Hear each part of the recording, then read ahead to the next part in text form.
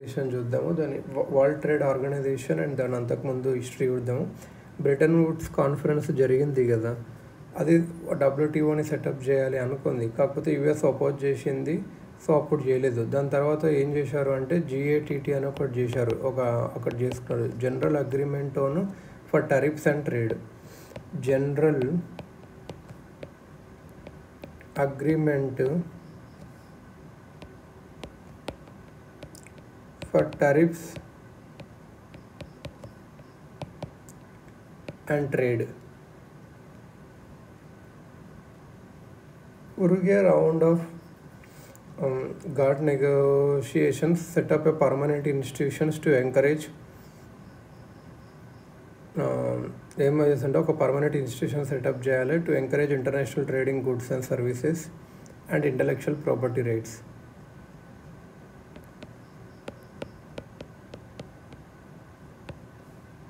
To encourage trading goods and services and IPR. దీన్నే మరాకేష్ treaty, MARRA మరాకేష్ treaty. దీని ప్రకారం WTO start అయింది 1995లో.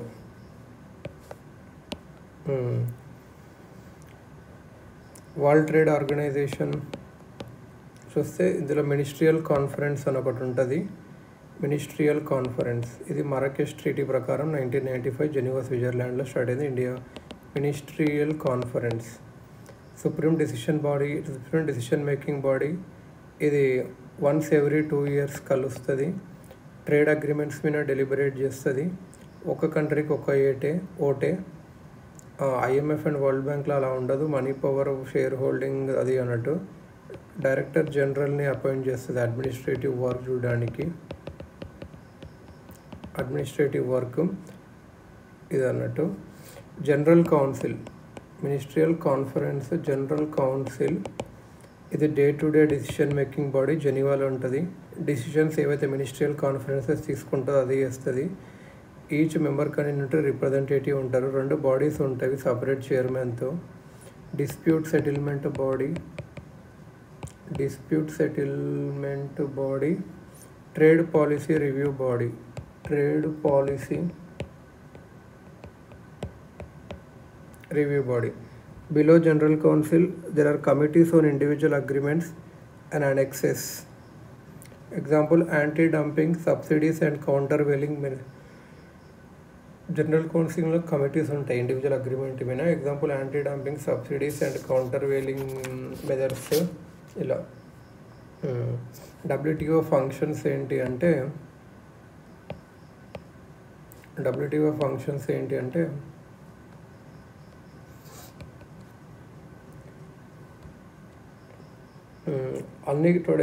Today అన్ని కంట్రీస్ వాళ్ళ డొమెస్టిక్ ఇండస్ట్రీని ప్రొటెక్ట్ చేయాలి ఫారిన్ ఇంపోర్ట్స్ మీద అలా అనుకుంటుంది. 2 types ఆఫ్ బ్యారియర్స్ క్రియేట్ చేసి. జనరల్గా టరిఫ్ బ్యారియర్స్ చూద్దాము. Tariff barriers against international trade.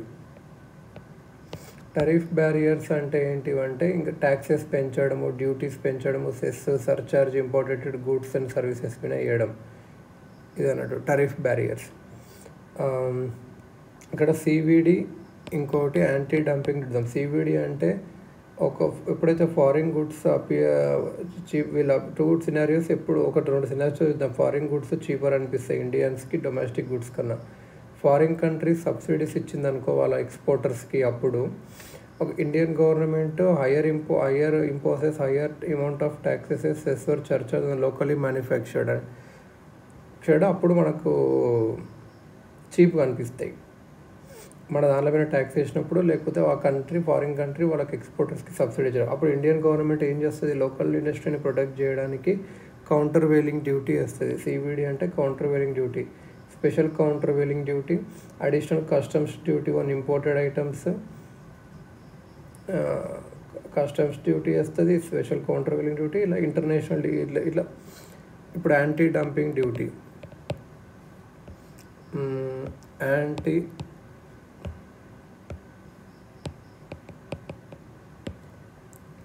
Anti dumping duty. ఒకవేళ చైనా గుడ్స్ని ఎక్స్పోర్ట్ చేసి, if China exports goods to India at a price below their nominal price in domestic Chinese market or at a price below their cost of production, then it is called dumping. అంటే China ఇండియాకు goods express చేస్తుంది అనుకో, వాళ్ళ normal price కన్నా ఏదైతే Chinese మార్కెట్లో ఉందో దాన్ని డంపింగ్ అంటారు. ఇండియాస్ కామర్స్ మినిస్ట్రీ ఉంటుంది కదా, directorate general of trade remedies, అది ఇన్వెస్టిగేట్ చేస్తుంది, ఫైనాన్స్ మినిస్ట్రీకి రికమెండ్ చేస్తుంది యాంటీ డంపింగ్ డ్యూటీ ఏమని చెప్పి. సో ఇలా అన్నట్టు. సో కావాలని చెప్పి వాళ్ళకి ఎంత ప్రైస్ అవుతుందో అంతకన్నా తక్కువ మనం వినేయాలనుకుంటారు. కామర్స్ మినిస్ట్రీ మనకు డీజీ ఫారిన్ ట్రేడ్ ఉంది కదా, డీజీ ఫారిన్ ట్రేడ్, అదొక ఆర్టీస్ అని ఒక పోర్టల్ పెట్టింది. ఆర్టీస్ ఇందులో ఏముంటుంది అంటే application for remedies in trade for Indian industries and other stake holders. Application for remedies in trade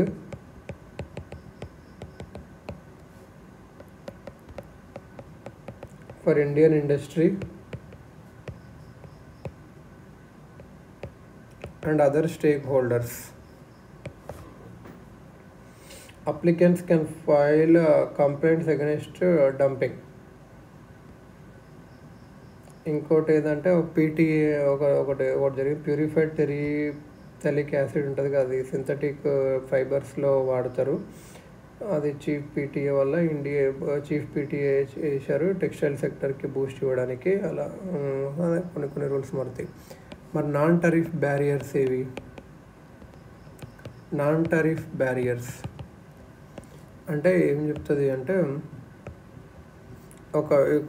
ఎలా ఉంటుంది అంటే if USA does not increase import taxes but plays other tricks, like ఏంటంటే సబ్సిడీస్ టు డొమెస్టిక్ ఇండస్ట్రీస్ ఇస్తుంది. అంటే electricity వాళ్ళ car మ్యానుఫ్యాక్చరర్స్కి అలా tax benefits ఇవ్వచ్చు, ఫ్రీ కార్ ఇన్సూరెన్స్ ఇవ్వచ్చు యుఎస్ రెసిడెంట్స్కి ఫర్ బయింగ్ అమెరికన్ మేడ్ కార్స్కి. అలా పబ్లిక్ ప్రొక్యూర్మెంట్ ఏమైనా రూల్ చేయొచ్చు. American companies can file up tender for supplying stationery అలా అని చెప్పి. టెక్నికల్ బ్యారియర్స్ టు ట్రేడ్ చేయొచ్చు, అంటే ఇంపోర్టెడ్ మ్యాంగోస్లో 0 పెస్టిసైడ్ ఉండాలి అలా అని చెప్పి. కోటా సిస్టమ్ పెట్టవచ్చు. ఇప్పుడు 50 tons కన్నా ఎక్కువ వేరే కంట్రీ నుంచి తీసుకోవచ్చు. ఇవి non tariff barriers against India. మన WTOలో నోటబుల్ అగ్రిమెంట్స్ చూసుకుంటే టరిఫ్ బ్యారియర్స్ని తగ్గించడానికి general agreement on tariffs and trades, GATT for goods, general agreement on trade in services, GATS ఇది అన్నట్టు. ఫర్ నాన్ టరిఫ్ బ్యారియర్స్ ఇదేంటంటే for non food agreement on technical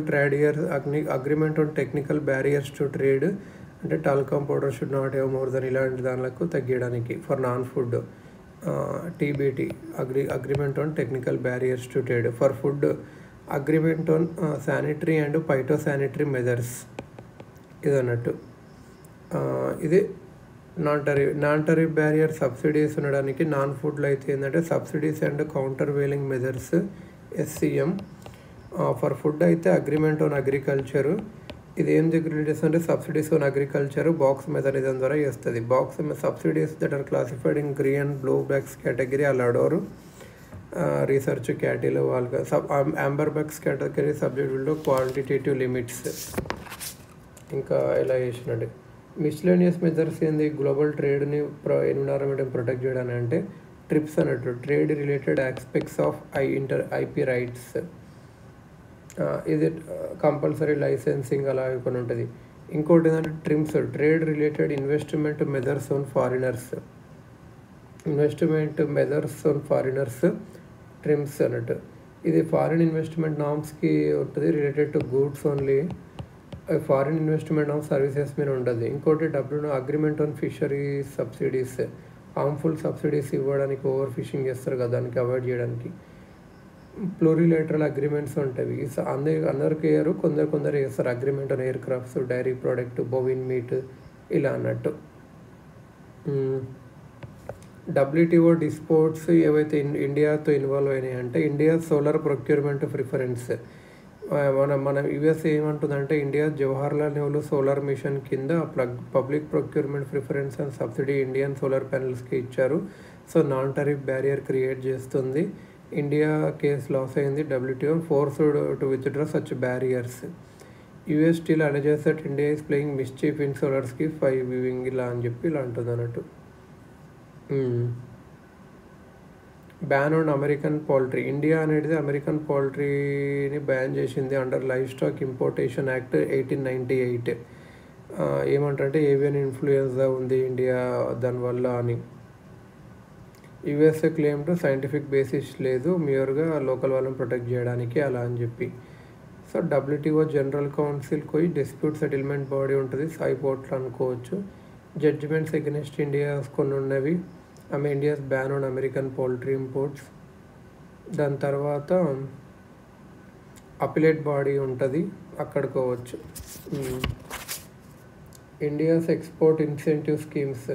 US complaint చేసింది WTO settlement బాడీకి.